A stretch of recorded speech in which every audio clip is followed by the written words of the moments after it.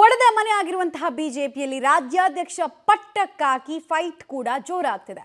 ಪಟ್ಟದಾಟದಲ್ಲಿ ಕ್ಷಣ ಕ್ಷಣಕ್ಕೂ ಕೂಡ ಒಬ್ಬೊಬ್ಬರು ಒಂದೊಂದು ರೀತಿಯ ದಾಳವನ್ನ ಉರುಳಿಸ್ತಾ ಇದ್ದಾರೆ. ವಿಜಯೇಂದ್ರ ವಿರುದ್ಧ ಯತ್ನಾಳ್ ತೊಡೆತಟ್ಟಿರೋದು ಈಗಾಗಲೇ ಎಲ್ರಿಗೂ ಗೊತ್ತಿರೋ ವಿಚಾರ. ಅವ್ರು ಹೇಳ್ತಾ ಇದ್ದಾರೆ ಸ್ಪರ್ಧೆ ಖಚಿತ, ಗೆಲುವು ನಿಶ್ಚಿತ, ಠೇವಣಿ ಉಚಿತ ಅಂತ ಯತ್ನಾಳ್ ಬಹಳ ಕಾನ್ಫಿಡೆನ್ಸ್ ನಲ್ಲಿದ್ದಾರೆ. ಎಲೆಕ್ಷನ್ ಸ್ಟ್ರೇಟ್ ಫೈಟ್ಗೆ ಅಖಾಡ ಸಜ್ಜಾದಂಗೆ ಕಾಣಿಸ್ತಾ ಇದೆ. ಈ ವಾರದಲ್ಲಿ ರಾಜ್ಯಾಧ್ಯಕ್ಷ ಸ್ಥಾನದ ಚುನಾವಣೆಗೆ ಕ್ಲೈಮ್ಯಾಕ್ಸ್ ಸಿಕ್ಬಿಡುತ್ತೆ. ವರಿಷ್ಠರು ಜಿದ್ದಾಜಿದ್ದಿ ಎಲೆಕ್ಷನ್ಗೆ ಗ್ರೀನ್ ಸಿಗ್ನಲ್ ಕೊಡೋದು ಬಹುತೇಕ ಡೌಟ್. ಬಿಕಾಸ್ ಪಕ್ಷದ ಫೇಸ್ ವ್ಯಾಲ್ಯೂ ವಿಚಾರ ಅದು, ವಿಪರೀತ ಮುಜುಗರ ಅದು. ಎಲೆಕ್ಷನ್ ಎಲ್ಲ ಆಯಿತು, ಇಬ್ಬರಿಬ್ರು ನಿಂತ್ಕೊಂಡ್ರು ಅಂತ ಹೇಳಿದ್ರೆ ಪಕ್ಷಕ್ಕೆ ಭಾಳ ಮುಜುಗರ ಅದು. ಅದನ್ನು ತಪ್ಪಿಸೋದಕ್ಕೆ ಎಷ್ಟಾಗುತ್ತೋ ಅಷ್ಟು ಶತಾಯಗತಾಯ ಪ್ರಯತ್ನ ಮಾಡ್ತಿದ್ದಾರೆ. ಬಟ್ ಸಂಧಾನದ ಫಾರ್ಮುಲಾ ಇಲ್ಲಿ ತನಕ ಕಂಡುಹಿಡಿಯೋಕ್ಕಾಗೇ ಇಲ್ಲ. ಇನ್ವೆನ್ಷನ್ನಲ್ಲೇ ಇದೆ. ಬಿಜೆಪಿಯ ಭಾಳ ಸೈಂಟಿಸ್ಟ್ಗಳು ಪ್ರಯತ್ನ ಪಡ್ತಿದ್ದಾರೆ. ಬಟ್ ಇನ್ನೂ ಮದ್ದು ಸಿಕ್ಕಿಲ್ಲ, ಅದಕ್ಕೆ ವ್ಯಾಕ್ಸಿನೇಷನ್ ಆಗಿಲ್ಲ. ಶಿವರಾಜ್ ಸಿಂಗ್ ಚೌಹಾಣ್ ಸಮ್ಮುಖದಲ್ಲೇ ಸಹಮತದ ಸಂಧಾನ ಆಗುತ್ತಾ? ಸಂಧಾನ ಹೆಂಗೆ ಮಾಡ್ತಾರೆ ಅನ್ನೋದೇ ಪ್ರಶ್ನೆ ಇಲ್ಲಿ. ಏನು ಮಾಡಿದ್ರು ಅವ್ರು ಒಪ್ಕೊಳ್ತಾ ಇಲ್ಲ. ಇಲ್ಲಿ ತನಕ ಯತ್ನಾಳ್ ಬಣಕ್ಕೂ ಹಾಗೆ ಭಾಳ ದೊಡ್ಡ ಮೇಲ್ಗೈ ಏನು ಸಿಕ್ಕಿಲ್ಲ ಅವ್ರಿಗೆ. ಪ್ರಯತ್ನಕ್ಕೆ ಫಲ ಇಲ್ಲ, ಪ್ರಯೋಗಕ್ಕೆ ಸಾವಿಲ್ಲ ಅನ್ನೋ ರೀತಿ ಅವ್ರ ಪರಿಸ್ಥಿತಿ. ಆದರೂ ಬಿಡ್ತಿಲ್ಲ. ನಾವೇನು ಹೋಗಿಲ್ರಪ್ಪ, ಅಲ್ಲೆಲ್ಲ 600 ಶಾಸಕರು ಬೆಂಬಲ ಇದ್ದಾಗ ನಮ್ದೇನು ಕೆಲಸ ಐತಿ? 1500 MP ಬೆಂಬಲ ಐತಿ, 1000 MLC ಬೆಂಬಲ ಐತಿ, ಇಡೀ ರಾಜ್ಯದ ಕಾರ್ಯಕರ್ತರ ಬೆಂಬಲ ಐತಿ. ಯತ್ನಾಳಿಂದ ಜಾರಕಿಹೊಳಿಯಿಂದ ಯಾವ ಮಗ ಅದಾನ? ಅದಕ್ಕೆ ಹೋಗಿಲ್ಲ.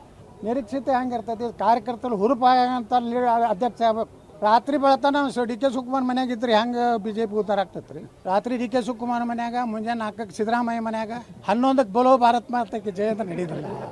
ನಾವು ನಿರ್ಣಯ ಮಾಡಿಬಿಟ್ಟೆವು, ಸ್ಪರ್ಧೆ ಖಚಿತ, ಸ್ಪರ್ಧೆ ನಿಶ್ಚಿತ, ಠೇವಣಿ ಉಚಿತ, ಗೆಲುವು ನಿಶ್ಚಿತ. ನಾವೇನು ಹೋಗಿಲ್ರಪ್ಪ, ಅಲ್ಲೆಲ್ಲ 600 ಶಾಸಕರು ಬೆಂಬಲ ಇದ್ದಾಗ ನಮ್ದೇನು ಕೆಲಸ ಐತಿ? 1500 MP ಬೆಂಬಲ ಐತಿ, 1000 MLC ಬೆಂಬಲ ಐತಿ, ಇಡೀ ರಾಜ್ಯದ ಕಾರ್ಯಕರ್ತರ ಬೆಂಬಲ ಐತಿ. ಯತ್ನಾಳಿಂದ ಜಾರಕಿಹೊಳಿಯಿಂದ ಯಾವ ಮಗ ಅದಾನ? ಅದಕ್ಕೆ ಹೋಗಿಲ್ಲ. ನಿರೀಕ್ಷಿತ ಹೆಂಗೆ ಇರ್ತೈತಿ? ಕಾರ್ಯಕರ್ತರು ಹುರುಪಾಗಂತ ಅಧ್ಯಕ್ಷ ಆಗ್ಬೇಕು. ರಾತ್ರಿ ಬೆಳತನ ಡಿ ಕೆ ಶಿವಕುಮಾರ್ ಮನ್ಯಾಗ ಇದ್ರೆ ಹೆಂಗೆ BJP ಉದ್ದಾರ ಆಗ್ತೈತೆ ರೀ? ರಾತ್ರಿ ಡಿ ಕೆ ಶಿವಕುಮಾರ್ ಮನ್ಯಾಗ, ಮುಂಜಾನೆ 4ಕ್ಕೆ ಸಿದ್ದರಾಮಯ್ಯ ಮನ್ಯಾಗ, 11ಕ್ಕೆ ಬೋಲೋ ಭಾರತ್ ಮಾತಕ್ಕೆ ಜಯಂತ ನಡೀದಿಲ್ಲ. ನಾವು ನಿರ್ಣಯ ಮಾಡಿಬಿಟ್ಟೆವು, ಸ್ಪರ್ಧೆ ಖಚಿತ. ಡೀಟೇಲ್ಸ್ ಕೊಡ್ತಾರೆ. ನೇರ ಸಂಪರ್ಕದಲ್ಲಿ ಜಾಯ್ನ್ ಆಗ್ತಾ ಇದ್ದಾರೆ ಮಸೂದ್. ಯತ್ನಾಳ್ ಅವರ ಪ್ರತಿ ಸ್ಟೇಟ್ಮೆಂಟ್ ಅನ್ನ ನೋಡಿದಾಗ ಯತ್ನಾಳ್ ಅವರು ಸ್ಪರ್ಧೆಯನ್ನು ಬಯಸ್ತಾ ಇರೋದು ಗೆಲ್ಲೋದಕ್ಕಿಂತ ಹೆಚ್ಚಾಗಿ ಪಾಠ ಕಲಿಸೋದಕ್ಕೆ. ಸೇಡಿಗೆ ಮನುಷ್ಯ ಬಿದ್ದಾಗ ಆತನನ್ನ ಸಂಧಾನಕ್ಕೆ ಬಾ ಅಂತ ಕರೆದ್ರೆ ಬರ್ತಾನ ಅನ್ನೋದು ಪ್ರಶ್ನೆ. ಸಂಧಾನದ ಫಾರ್ಮುಲಾ ಏನು ಅನ್ನೋದು ಪ್ರಶ್ನೆ. ಮತ್ತೆ ಯತ್ನಾಳ್ ಅವ್ರಿಗೆ ಇಷ್ಟು ಕಾನ್ಫಿಡೆನ್ಸು, ಸ್ಪರ್ಧೆ ಮಾಡಿದ್ರೆ ನಾನೇ ಗೆಲ್ತೀನಿ ಅನ್ನೋದಕ್ಕೆ ಎಲ್ಲಿಂದ ಬರ್ತಾ ಇದೆ? ಹೈಕಮಾಂಡ್ನ ಯಾವ ನಾಯಕರ ಶ್ರೀರಕ್ಷೆ ಅಥವಾ ತಲೆ ಮೇಲೆ ಕೈ ಇಡೋದು ಅಂತ ಹೇಳ್ತೀವಲ್ಲ, ಆ ಥರ ಯಾರ್ದು ಇರೋದು ಅಂತ? ಮಮತಾ, ಇನ್ನೇನು ಕೆಲವೇ ದಿನಗಳಲ್ಲಿ ರಾಜ್ಯಾಧ್ಯಕ್ಷ ಸ್ಥಾನ ಸಂಬಂಧಪಟ್ಟಂತೆ ಚುನಾವಣೆ ಯಾವ ರೀತಿ ಮಾಡಬೇಕು ಅನ್ನುವಂಥ ನಿರ್ಧಾರವನ್ನು ಹೈಕಮಾಂಡ್ ಹೇಳುತ್ತೆ. ಈಗಾಗಲೇ ಚುನಾವಣಾ ಉಸ್ತುವಾರಿಯಾಗಿ ಶಿವರಾಜ್ ಸಿಂಗ್ ಚೌಹಾಣ್ ಕೇಂದ್ರ ಸಚಿವ ಅವರನ್ನ ನೇಮಕ ಮಾಡಲಾಗಿದೆ. ಅವರು ಸದ್ಯದಲ್ಲೇ ರಾಜ್ಯಕ್ಕೆ ಬರ್ತಾರೆ. ಇನ್ನು ಜಿಲ್ಲಾಧ್ಯಕ್ಷರ ಚುನಾವಣೆ ಇನ್ನೂ ಕೂಡ ಮುಗಿದಿಲ್ಲ, ಇನ್ನೆರಡು ದಿನದಲ್ಲಿ ಮುಗಿಯುತ್ತೆ. ಅನಂತರ ಎಲ್ಲವೂ ಕೂಡ ಫೆಬ್ರವರಿ ಮೊದಲ ವಾರದೊಳಗಡೆ ಫೈನಲ್ ಆಗಬೇಕು ಅನ್ನುವಂಥ ತಾಕೀತನ್ನು ಹೈಕಮಾಂಡ್ ಮಾಡಿರೋ ಹಿನ್ನೆಲೆಯಲ್ಲಿ ಬಹಳ ದೊಡ್ಡ ಮಟ್ಟದಲ್ಲಿ ರಾಜ್ಯ BJP ಘಟಕದ ಅಧ್ಯಕ್ಷ ಸ್ಥಾನದ ಚುನಾವಣೆ ಕುತೂಹಲ ಮೂಡಿಸಿರುವಂಥದ್ದು. ಈಗಾಗಲೇ ನನ್ನ ಸ್ಪರ್ಧೆ ಕೂಡ ಖಚಿತ, ಗೆಲುವು ನಿಶ್ಚಿತ ಅನ್ನುವಂತಹ ಸವಾಲನ್ನು ಯತ್ನಾಳ್ ಅವರು ಕೂಡ ಮಾಡಿದ್ದಾರೆ. ಚುನಾವಣೆ ನಡೆದರೆ ನಾನು ಕೂಡ ಸ್ಪರ್ಧೆ ಮಾಡ್ತೇನೆ ಅನ್ನುವಂಥ ಸವಾಲನ್ನು ಕೂಡ ಹಾಕಿದ್ದಾರೆ. ನೆನ್ನೆಂದು ಕೂಡ ವಿಜೇಂದ್ರ ಅವರು ನಾನು ಕೂಡ ಎಲ್ಲದಕ್ಕೂ ಸಿದ್ಧವಾಗಿದ್ದೇನೆ ಅನ್ನುವಂತಹ ಪ್ರತಿ ಸವಾಲನ್ನು ಅವರು ಕೂಡ ಹಾಕಿದ್ದಾರೆ.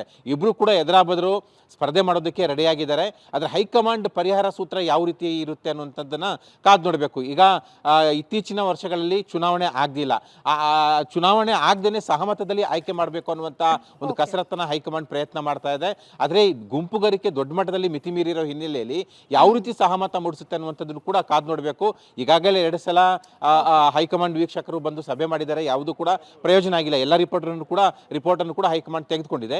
ಈಗ ಇಬ್ಬರನ್ನು ಕೂಡ ಮುಖಾಮುಖಿ ಮಾತಾಡಿಸಿ ಒಂದು ಸಹಮತದ ಯೋಜನೆ ಹಾಕುತ್ತಾ ಅಥವಾ ಶಿವರಾಜ್ ಸಿಂಗ್ ಚೌಹಾಣ್ ಮೂಲಕನೇ ಒಂದು ಸಮನ್ವಯ ಸಂಧಾನ ಸೂತ್ರವನ್ನು ರವಾನೆ ಮಾಡುತ್ತಾ ಹೈಕಮಾಂಡ್ ಅಂತ ಕಾದು ನೋಡಬೇಕು. ಒಟ್ಟಾರೆಯಾಗಿ ಒಂದು ರೀತಿಯಲ್ಲಿ ಗೋಜಲಿನ ವಾತಾವರಣ ನಿರ್ಮಾಣ ಆಗಿದೆ. ಯಾವ ರೀತಿ ಪರಿಹರಿಸುತ್ತಾ ಹೈಕಮಾಂಡ್ ಅಂತ ಕೂಡ ಕುತೂಹಲ ಮೂಡಿಸಿದೆ ಅಂತ. ಓಕೆ ಮಸೂದ್, ಹಾಗೆ ಸಂಪರ್ಕದಲ್ಲಿ ವಾಪಸ್ ಬರ್ತೀನಿ.